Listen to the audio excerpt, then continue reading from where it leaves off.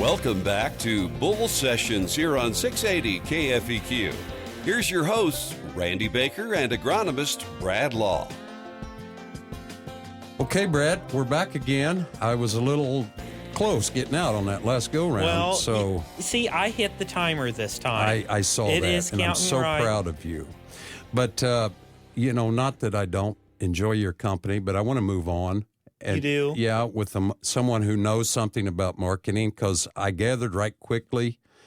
You didn't like my examples? Well, they was good, Brad. Yeah, I don't want to hurt your feelings, but of Cargill getting the better of me. I want to introduce you and all of our listeners to Frank LaPlaca. He's the owner of Imperial Futures in Chicago, Illinois. Frank, how you doing, buddy? Great. Thank you, Randy and Brad, for having me on. I'm really excited about our pleasure. Sitting here and spending some time with you guys. Kind of talking about the markets here. You bet. Our pleasure. They're kind of everywhere right now again. We all wonder that, commodity prices has been lower. A lot of stuff coming out. We're in the thick of harvest. We all need direction. We know, there is options other than just haul it to town, sell it right then, take what you can get. But we're not real savvy, me and Brad, on how these things work. So, kind of tell us about you. Tell us about you and that you are, like Brad says, you're not in the mafia. I've established that here in the Midwest, okay? Yeah, no, I'm not. No. So a little bit about me. I started in the agricultural futures, and basically, I got my first start in '97. I was a runner at the Board of Trade during the summertime at 15 years old, and I was hooked the first day. I knew. Maybe I didn't know it was what I wanted to do with the rest of my life, but I knew that this was something special. And, once high school was over and, unfortunately we went through some family issues. My mother was sick when I graduated high school, so really there wasn't an opportunity. My parents needed me to work. And, I went down to the Board of Trade and got a job and, helped out as much as I could with my family. And sure. Ever since then, I've been in this business, and I started out as a runner and got a job clerking in the soybean pit, and eventually was a broker and a trader in the soybean pit for a handful of years. And eventually, when as everyone knows, we went from a pit-based trade to a computer-based trade, and I just felt that I didn't want to be the last man standing, and left at the end of 2009 and went on to, this side of the business, dealing directly with producers. And It was really a great change for me to talk to and learn from, the guys who are getting the dirt under their fingernails. And, sure. It was, and I, again, haven't had one thought of ever changing course. I went, like everyone, I went and learned from a couple different brokerage houses, and then eventually decided it was time to move on and open my own company. And that's again, a great story in itself, Frank. I love that when you was telling me that when you first started that, and I didn't mean to interrupt you, but go ahead and tell us about that. So, what happened was I went through a few, I worked at two of the bigger brokerage houses in Chicago, and, really learned the ropes at both of them. And the first one I worked at was where I met Randy, and I eventually went back to that firm. And, my joke with it is it's kind of like dating the same girl a second time.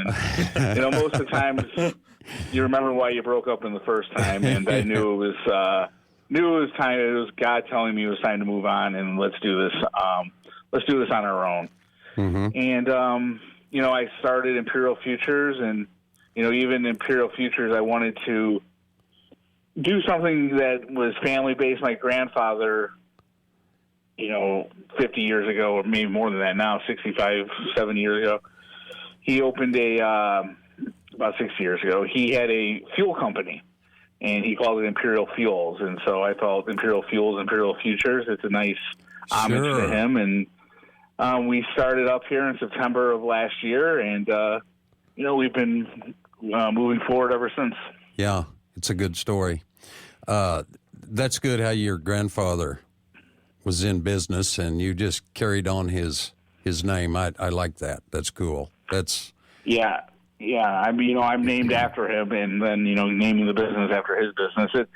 It was a nice way to go full circle. And it's interesting when my aunts and uncles, and they all get they're really happy that that's what I chose as the name. They feel like that's a nice homage to keeping it, even though it's a very small and it only means something in my family, but it's a nice legacy thing to continue on. Sure. And it's just so happens that the name of the company is close enough to what he named his company that it really worked out. You bet. Good deal. Okay, Frank, I want to ask you some things. How can you help simple minds like, Bradley's brilliant. Well, I'm not too much. I'm not brilliant at this stuff. We're trying to learn, and our listeners, how can us, let's say rednecks, how can we get a feel for markets? How can we learn? What can we, pick up? I've always heard of puts and calls and forward and so forth. Can you give us, in my simple terms anyway, just kind of an outline of options, things we can do? Sure. So, what I would say as just a quick overview of using the, quote unquote, the board to help aid in your marketing. Uh-huh. The first thing is when I am talking to a producer, and we decide to go into a business agreement and we're going to, he's going to become a customer of mine. The customer idea is a very generic term because I look at it, and I think that the farmer should look at it, that you're actually hiring me to help you. And that's how I look at it. I'm beholden to every one of my clients. I work for them to help with their marketing, the best of my abilities and the best of taking their risk from the field and putting it on paper. As much as, we might say puts or futures, they cost money. At the end of the day, it's the loss is less than what you would have lost had you have sold too early, had you have or had you moved your grain, too early. A great example would be the soybean market. I was very bearish on this last report. Right. Unfortunately, the number came out right. The number was what I was looking for. The reaction to the price was not. Now, most of my producers we owned puts, and we were spending anywhere from 11 cents to 19 cents on those puts. So that was your cost up front. Okay, and the bean market. A put is what? A put protects the downside. Okay. So what a put will do is you're paying an upfront cost, 19 cents, let's just say, or 10, let's use 10 cents or 20 cents, nice round number. Okay. So you're going to pay 20 cents a bushel. And there's ways to cheapen that up, but we'll talk about that down the line. All right. So you pay 20 cents. Look at it like a basis charge. And you pick your strike price. So let's say at the money you want to own. Strike price being? At that time we were trading $9.50. So okay. And what that put does is it protects you to the downside for a set amount of time. So let's just say right now you were to buy a December corn put. You have your corn. It's sitting in the bin now. You don't really know what you're going to do with it for the next couple of weeks. Maybe you're going to make a decision after Thanksgiving or right around Thanksgiving. A December corn put would give you 24 days of coverage. So you would have your downside protected for 24 days. If you were to buy an at the money put, so $3.50, it would cost you 8 cents. Now, what happens is if we don't move, that 8 cents begins to tick away because you're paying for the time, you're paying for the protection. And you might lose the 8 cents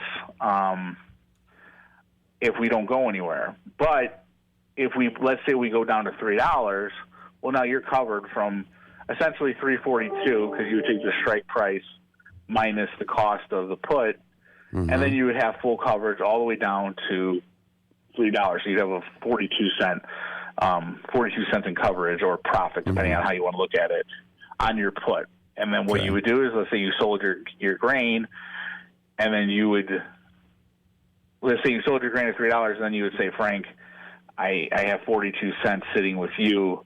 I need that 42 cents. Can you transfer it to me? And then I need operating. That's going to pay for my operating costs and offset my cash loss. Okay.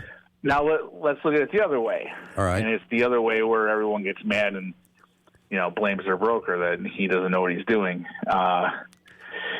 Let's say we bought a put at $3.50 and we spend that 8 cents. Well, let's say we go to $4 in the next 3 weeks. Everyone would love to sell their corn at $4. Frank, can I interrupt you for 1 second? We're going to be going to a commercial break here in a minute. Can you stay on for the next segment with us as well? Okay. You can? Absolutely. Okay. Absolutely. Okay, good deal. Well, hang tight. We're going to come back with Frank and more on markets here with Bull Sessions on 680 KFEQ.